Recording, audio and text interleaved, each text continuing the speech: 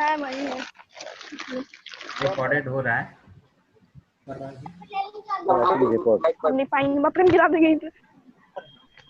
अच्छा, हम सबको एडमिट कर दे रहे हैं, कुछ लोग एडमिट करने के लिए लाइन में हैं। हमको लगता है कि उसके बाद लोग भाग अभी भीड़ नहीं है। कितने लोग हैं पता लगा? हाँ, तो कुछ लोग एडमिट करने के लिए हम एडमिट कर दे रहे हैं। हाँ, एडमिट करते हैं, हमको भी फोन करेगा। ठीक है, ठीक है। हाँ, सभी लोग को कर ये इतना आवाज कहाँ से आ 68, 69 हो गए हैं। आपको म्यूट करके रहा? 100 लोग नहीं हुए अभी। सबको म्यूट कर हाँ, म्यूट ऑल कर दे रहे हैं। म्यूट ऑल कर दीजिए। ठीक है।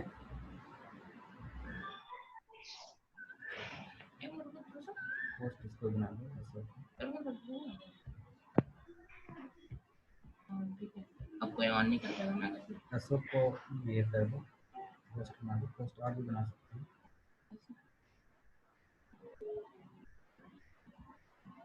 कोशिश कर रहा है। ऊपर से करना, वीडियो रिकॉर्डिंग बंद किया है, वीडियो रिकॉर्डिंग उतना जरूरी नहीं है। हो रहा है। ठीक है, तब हम लोग इसको आगे बढ़ाते हैं। और जैसे कि हम बताएं कि कोरोना वायरस एक वायरस है और इसके कारण आप जानते हैं नाक बहना, खांसी, गले में दर्द, ये सारी चीज़ें होती हैं इसमें। वास्तव में यह कोरोना का ही एक नया संस्करण या नया रूप जो आया है हम लोगों के सामने, जिसको हम लोग कोविड-19 कहते हैं। कोविड-19 वास्तव में एक संक्षेप नामकरण है और इसका पूरा नाम कोरोना वायरस डिजीज 2019 है। यह बीमारी 2019 में दिसंबर लास्ट में फैली थी, इसलिए इसका नाम कोरोना वायरस डिजीज 2019 रखा गया है। कोरोना का आप देखते हैं जो लिखा हुआ है CO, तो CO मतलब कोरोना, वायरस का मतलब है VI, उसका फुल शॉर्ट है, और डिजीज D मतलब COVID। CO से कोरोना, VI से वायरस और D से डिजीज। और यह चूंकि 2019 में नए रूप में पूरे विश्व के सामने में चाइना में वुहान शहर में आया, इसीलिए हम लोग इसको कोविड-19 कहते हैं। और इसके पूर्व भी सार्स, मार्स, ये कोरोना के ही वायरस थे, जिसका ही यह तीसरा रूप या नया रूप इसको हम लोग कह सकते हैं। कोविड-19 का नामकरण के पहले इसका जो नामकरण किया गया था वह था आपका सार्स CoV-2। इसी का नाम बदल करके कोविड-19 रखा गया। और इस कोविड-19 का नामकरण जो है वह विश्व की जो सबसे बड़ी स्वास्थ्य संगठन है WHO, उन्हें वह अधिकार होता है नाम रखने का, और उन्होंने ही इसका नाम कोविड-19 रखा। कोविड-19 का जो स्ट्रक्चर है आप देख सकते हैं कि यह किस प्रकार का होता है। आप अपना न्यूज़ में, मीडिया में बहुत जगह पे ये दिखाई देता है कि यह इस प्रकार से होता है। कोविड-19 कोरोना वायरस यह वास्तव में इंसान और जानवर में, शुरुआत में यह जानवर में पाया जाता है, और बहुत सारी बातें मीडिया में और पुख्ता रूप में हम लोगों के बीच में आई है। और यह माना जाता है कि यह जो संक्रमण हुआ है पूरे विश्व के अंदर में, वह चमगादड़ के में इस वायरस के आने से यह धीरे धीरे पूरे विश्व में फैला है। हम लोग अगर उसके बारे में बात करें जानवरों में, तो कोरोना वायरस सांस में और जिगर आदि की समस्या को पैदा करता है। सिर्फ 7 कोरोना वायरस ऐसे हैं जो इंसान में बीमारी फैलाते हैं। ऐसे बहुत सारे कोरोना वायरस हैं, लेकिन 7 कोरोना वायरस ऐसे हैं जो इंसान में बीमारी को फैलाते हैं। 4 कोरोना वायरस की वजह से इंसान में, जो हमारे इंसान हैं उसमें सर्दी जुकाम की समस्या आती है। इसके नाम हैं OC47, NL63, HKU1, ये सारे उनके नाम हैं। 3 कोरोना वायरस इंसान में फेफड़ों का संक्रमण पैदा करते हैं, जो पहले आपका 2002 में सार्स आया था, 2012 में मार्स आया था, और अभी 2019 में लास्ट में आपका कोरोना वायरस आया, जिसको हम लोग कोविड-19 नाम दिए। यह चमगादड़ से ही माना जाता है कि यह फैला है।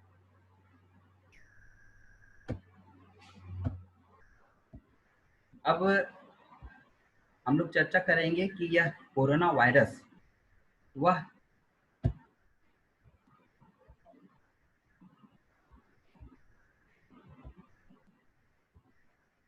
शुरुआत, कोविड-19 की जो शुरुआत है वह किस प्रकार हुई।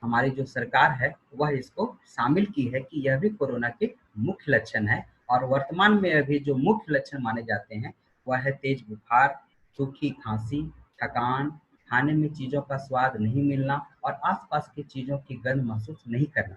और भी कई अन्य लक्षण हैं जैसे शरीर में दर्द, गले में खराश, सिर दर्द, डायरिया, शरीर पर चकत्ते, ये सारी चीज़ें आना, श्वास लेने में दर्द। लेकिन ये 5 मुख्य लक्षण माने जाते हैं। और विश्व स्वास्थ्य संगठन के अनुसार वायरस के शरीर में पहुंचने और लक्षण दिखने में माना जाता है कि 1 से 14 दिनों तक समय लगता है। आप इसके द्वारा देख सकते हैं कि मुख्य जो लक्षण हैं वह है बुखार एवं थकान। इस फिगर के माध्यम से आप देख सकते हैं लगातार खांसी होना, गंध और स्वाद का पता नहीं चलना, श्वास लेने में मुश्किल होना, ये सारे जो हैं वह आपके मुख्य लक्षण हैं।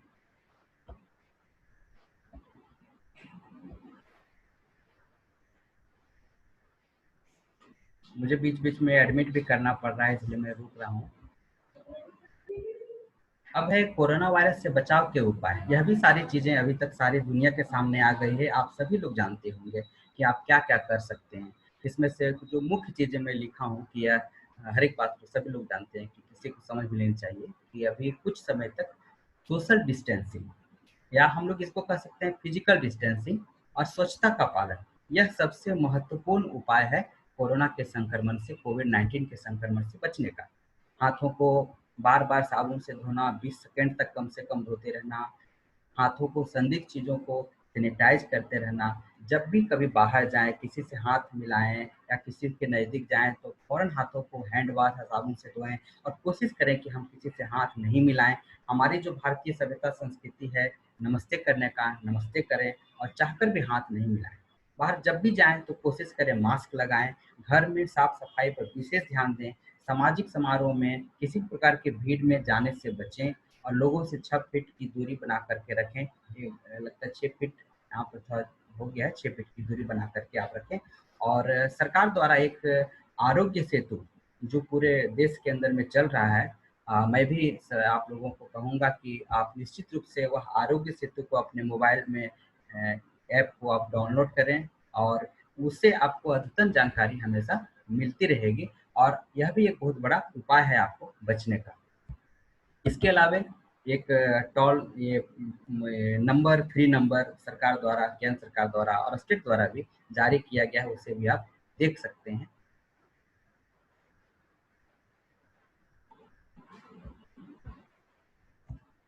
उसके बाद है पेंडेमिक।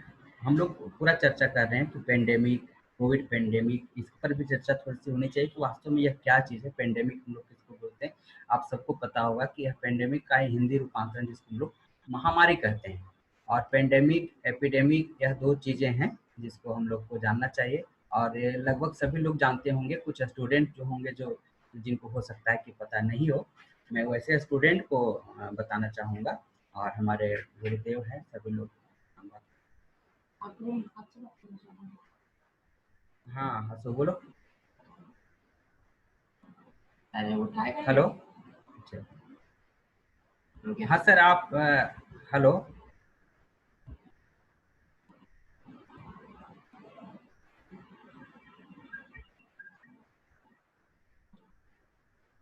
हाँ कुछ अगर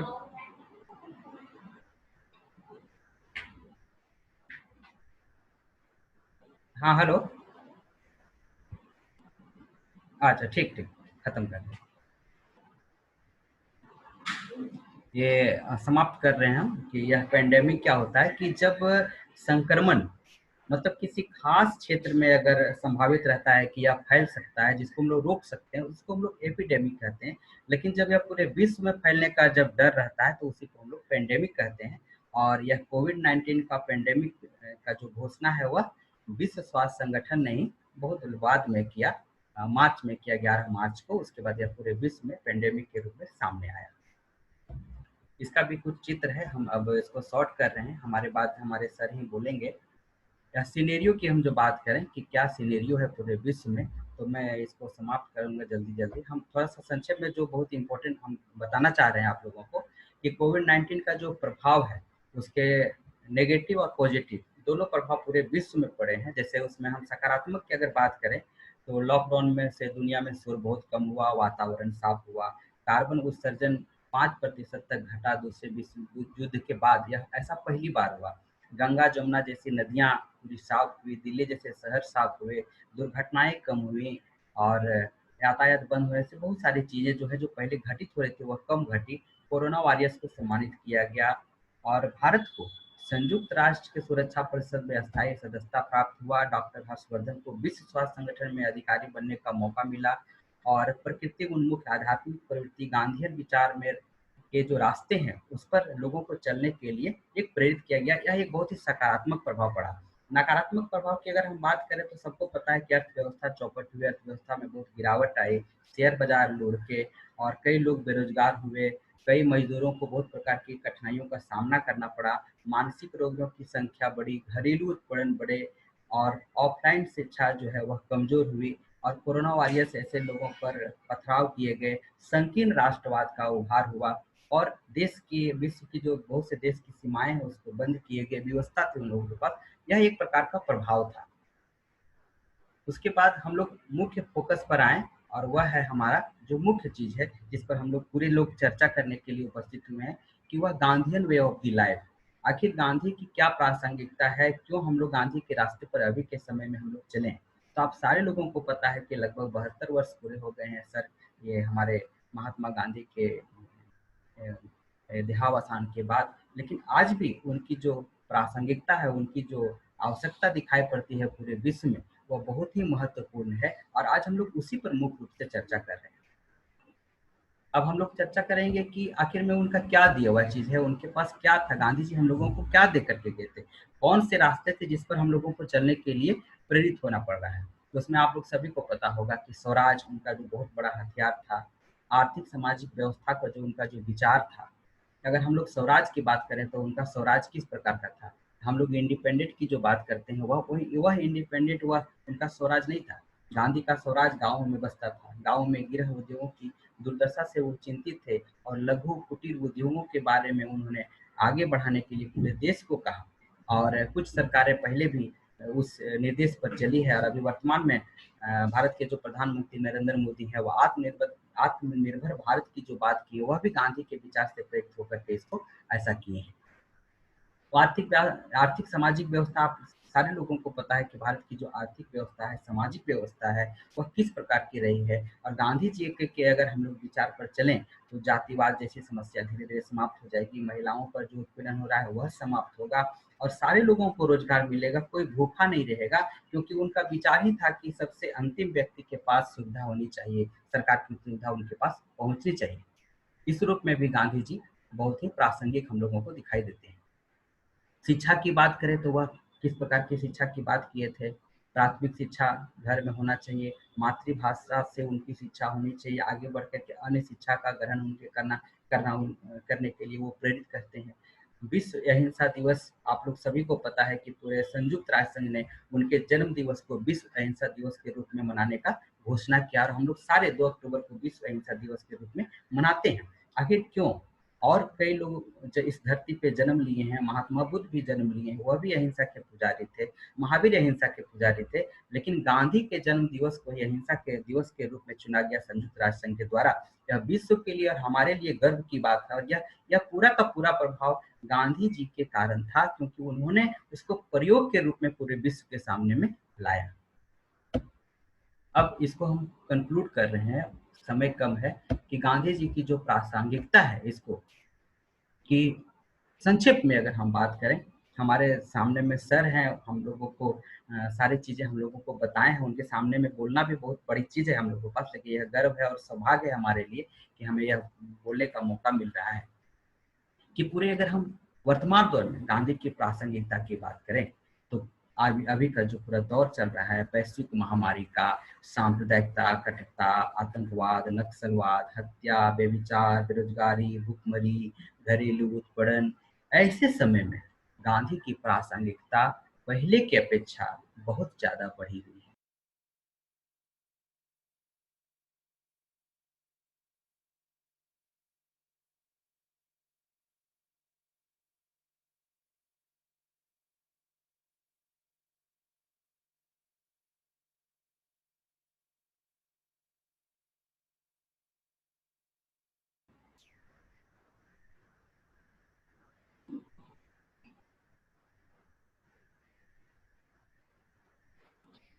अब मैं इसको एंड कर रहा हूँ क्योंकि थोड़ा सा दिक्कत हो रहा है कि गांधी के जो भी विचार थे वो सारे विचारों को पूरे विश्व और भारत उनके बताए गए रास्तों पर चलने के लिए एक प्रकार से विवश है, क्योंकि उसके बिना, उनके रास्ते के बिना कोई और विकल्प हम लोगों को दिखाई नहीं देता है जिससे कि पूरा विश्व शांति के साथ आगे बढ़ सके। आप लोग सभी लोगों को पता होगा कि कई देश जो है वह परमाणु बम बना करके रखे हुए हैं और सबको पता है कि अगर हम उसका विस्फोट करेंगे तो पूरी दुनिया बर्बाद हो सकती है। तो फिर रास्ते क्या बचते हैं? रास्ते उनके पास एक ही हैं कि अहिंसा के साथ पूरे देश के साथ, पूरे दुनिया के साथ सभी विश्व जो है, पूरे राष्ट्र जो है वह आगे बढ़े, नहीं तो पूरी सभ्यता नष्ट हो जाएगी। उनका जो सत्याग्रह है, उनका जो सर्वोदय योजना है, उनकी जितने भी प्रकार की योजनाएं हैं, उनका जो क्रियान्वयन है, उनका जो जीवन है, उस पर पूरी दुनिया को चलने के लिए एक प्रकार से यह स्थिति आई है कि हम उसी के अनुसार से चलें, अन्यथा हम लोगों सब लोगों को दिक्कत होगी। अब हम अशोक से कहेंगे कि आप इसको ये कर सकते हैं।